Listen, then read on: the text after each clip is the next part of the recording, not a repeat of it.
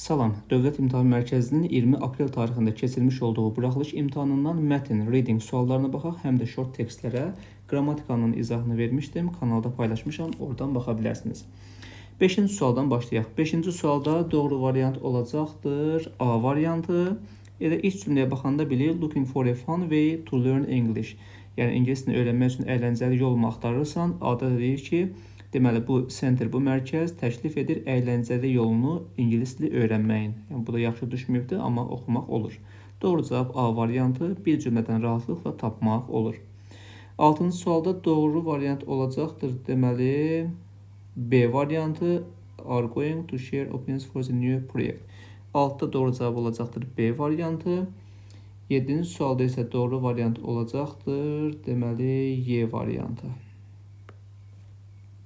Keçək növbəti suallara, yəni reading suallarına. 8-ci sualda doğru cavab olacaqdır C variantı. Deməli, ilk olimpiya oyunlarında az adam iştirak etmişdir. Çünki az adamın məlumatı vardı. Həmin hissənin altından xətt çəkək. Not many people knew about it. Ona görə də deyir ki, not many participants in the first Special Olympics. Yəni, ilk olimpiyadada çox adam olmur. Çünki məlumatları yox idi. 9-cu sualda mətn əsasən nə haqqındadır? Deməli, xüsusi olimpiya oyunlarının tarixindən söhbət getdi. C variantı. 9-cu sualda C. 10-da isə bizdən yanlışı soruşur. Doğru cavab C variantı. Yanlış variant lazımdır. 11-ci sualda isə doğru cavab olacaqdır Y variantı.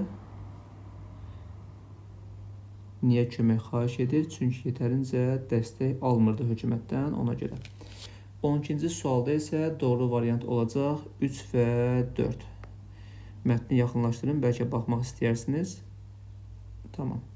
Belə, əziz abituriyentlər, ümid edirəm ki, faydalı oldu. Növbəti videolarda da 9-lar və 10-lar üçün, 11-lər üçün də faydalı videoların davamı gələcək. Hər birinizə uğurlar olsun.